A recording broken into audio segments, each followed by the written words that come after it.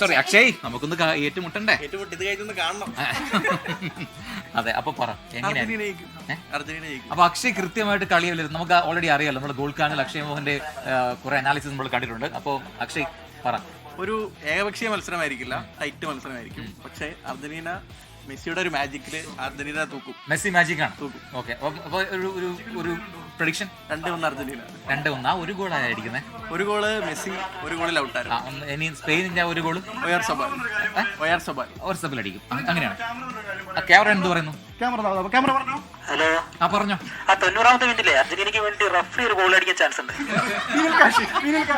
അതൊരു ബ്രസീൽ ഫാനിന്റെ ഈ ബ്രാച്ചുകൽ ഫാൻസ് എന്നൊക്കെ നമ്മൾ പറയില്ല, സാമ്പാർ മുന്നണി, അവിടെ ഇനി അവസാനത്തെ കരച്ചിലായിരിക്കും. അങ്ങനെ ഒരു ഫാൻസിന്റെ പിന്തുണ സ്പെയിന് വേണം. അങ്ങനെ വേണ്ട കേട്ടോ. ഇന്നിപ്പോൾ ആര് ജയിച്ചാലും ഗോൾഡൻ ബൂട്ട് അത് ഞങ്ങൾക്കാണ്. അതിന് മെസ്സി ഒരു 3 ഗോൾ അടിച്ചാൽ എന്ത്? മെസ്സി അടിക്കില്ല. അതല്ല ഞാൻ പറഞ്ഞത്, ഇന്ന് ആര് ജയിച്ചാലും ഗോൾഡൻ ബൂട്ട് ഞങ്ങൾ.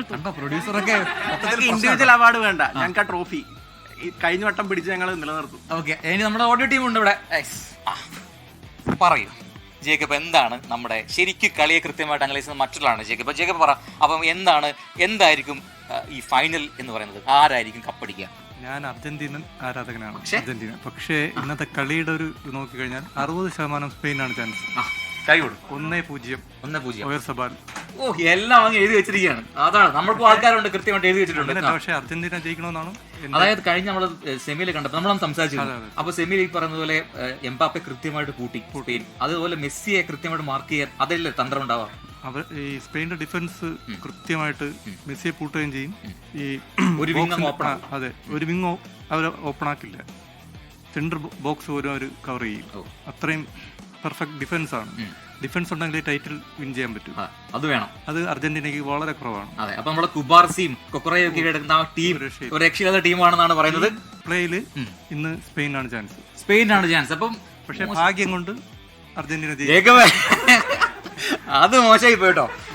ജയിക്കണമെന്നാണ് എന്റെ ആഗ്രഹം. അർജന്റീന ജയിക്കണമെന്നാണ് ആഗ്രഹം, പക്ഷേ സ്പെയിനാണ് ജയിക്കുക. 1-0. ഓക്കെ, മതി. അക്ഷയ് പറ, അപ്പം സ്പെയിനാണോ അർജന്റീനയാണോ? കളി അർജന്റീന തൂക്കും. അർജന്റീന തൂക്കും. അപ്പം ഒരു ഇത് പറ, ഗോൾസ് 2-1. ഓക്കെ, 2-1 പറയുന്നത്. അപ്പൊ നമ്മുടെ കണ്ണനോടി, നമ്മുടെ ക്യാമറമാൻ കണ്ണൻ ഓടി. അതൊരു അർജന്റീന ഫാനാണ്, ഓടി. കണ്ണൻ എന്ന് പറയുമ്പോഴത്തേക്ക് ഓടി. അപ്പം ഇതൊക്കെയാണ് നമ്മുടെ പ്രൊഡക്ഷൻ റൂമിലെ വിശേഷങ്ങൾ. അപ്പൊ അങ്ങനെ നമ്മുടെ ഇന്ന് മൊത്തത്തിൽ നമ്മുടെ ഓഫീസിന്റെ വൈബ് അത് ഫുട്ബോൾ വൈബ് തന്നെയാണ്. മൊത്തത്തിൽ നമ്മളിങ്ങനെ കളറാക്കി പോവുകയാണ്. അപ്പൊ ഇതൊന്നും അല്ല, ഇനിയിപ്പോൾ ആ കിക്ക് ഓഫിന്റെ ഒക്കെ സമയമാകുമ്പോഴത്തേക്കും ഇവിടെ ആൾക്കാരെ കൊണ്ട് നിറയും. ഒരുപാട് നേരത്തെ ഷിഫ്റ്റ് കഴിഞ്ഞ് പോയ ആൾക്കാരൊക്കെ ഇങ്ങോട്ടേക്ക് എത്താൻ അവർ ഓൺ ദ വേ ആണെന്നാണ് പറയുന്നത്. അപ്പൊ അനിൽ ആൻഡ് ക്രിസ്റ്റീന ബാറ്റൺ വീണ്ടും അങ്ങോട്ട്. അപ്പൊ ഏതോ പടത്തിൽ പറയണ പോലെ അവിടെന്നും കിട്ടി ഇവിടെന്നും കിട്ടി, ആ അവസ്ഥയാണ് ഇപ്പൊ പ്രേം ചേട്ടന്. അവിടെ പ്രൊഡക്ഷൻ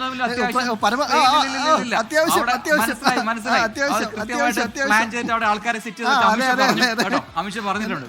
അതെ, എന്തായാലും പ്രേം ചേട്ടൻ പരമാവധി മറ്റേ നമ്മുടെ ചെക്കൻ അക്ഷയ് പറഞ്ഞതുപോലെ തന്നെ സാമ്പാർ കൂട്ടാൻ നോക്കി, പക്ഷെ വെന്തില്ല.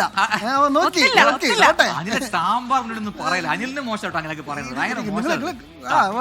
അല്ലാതെ പിന്നെ എന്നാ വിളിക്കണ്ടേ പ്രജനെ? ഈ പറഞ്ഞ പോലെ ഞാൻ പറയുന്നത് ഈ ആരാധകൻ അർജന്റീന വിരോധമുണ്ട്, അങ്ങനെ കുടിക്കും. കാര്യം എന്താ, നിങ്ങളുടെ ഫാൻസിനെ കൊണ്ടാ. ഞങ്ങൾ അടങ്ങ് അഹങ്കാരം. നമ്മള് തമാശയാണല്ലേ. പ്രജനെ നല്ല ഫുട്ബോൾ ജയിക്കണം, നന്നായി പ്ലേ ചെയ്യുന്നത് ജയിക്കണം, അത് തന്നെയാണ് നമ്മുടെ ആഗ്രഹം. അതിനകത്ത് നമ്മളിപ്പോ ഈ പറയുന്നത് പോലെ ഒരു രസത്തിന് ഈ ഒരു ഫൈറ്റ് ഒക്കെ ഉണ്ടെങ്കിലും കാൽപന്തിനായിരിക്കണം അവസാന ജയമെന്നാണ്. ഞാൻ പറയട്ടെ, ഈ 15,000 കിലോമീറ്റർ അകലെയാണ് നമ്മുടെ ഈ പറയുന്ന മത്സരം നടക്കുന്നത്. പക്ഷെ ഇപ്പൊ നമ്മുടെ കൊച്ചു കേരളത്തിൽ നമ്മുടെ ഈ ഓരോ ഗ്രാമങ്ങളിലും എത്രമാത്രം ഫുട്ബോളിനെ ആൾക്കാർ ഇഷ്ടപ്പെടുന്നുണ്ടെങ്കിൽ തെളിവാണ് നമ്മൾ പോലും ഇങ്ങനെ ചേരിതിരിഞ്ഞ് തമാശക്കാണെങ്കിലും ഈ ഏറ്റുമുട്ടൽ എന്നുള്ളത്. അല്ലേ? കറക്റ്റ് അല്ലേ? അതെ, മന്ത്രി എൻ ശംസുദ്ദീൻ പറഞ്ഞതുപോലെ നമ്മുടെ കുട്ടികള് നാളത്തെ അവധിയിൽ അവരൊരു തീരുമാനമെടുക്കണം. സ്റ്റാമിനയിലും കായികക്ഷമതയിലും എല്ലാത്തിലും മുന്നേറി നമുക്ക് ഇന്ത്യക്ക് ഒരു ടീം ഉണ്ടാവണം. കണക്കെടുക്കാൻ ആൾ വരാനും പാടില്ല. ഇല്ല, ഒരിക്കലും പാടില്ല. അതെ, അത് തീർച്ചയായിട്ടും മന്ത്രി ആ കാര്യം ശ്രദ്ധിക്കുമെന്ന് വിചാരിക്കുന്നു. നമുക്കൊരു ടീം ഉണ്ടാവട്ടെ. ഓക്കെ, അപ്പൊ അതാണ് എന്തായാലും പ്രേം ചേട്ടാ, അപ്പൊ അടിപൊളി ഗംഭീരമാവട്ടെ.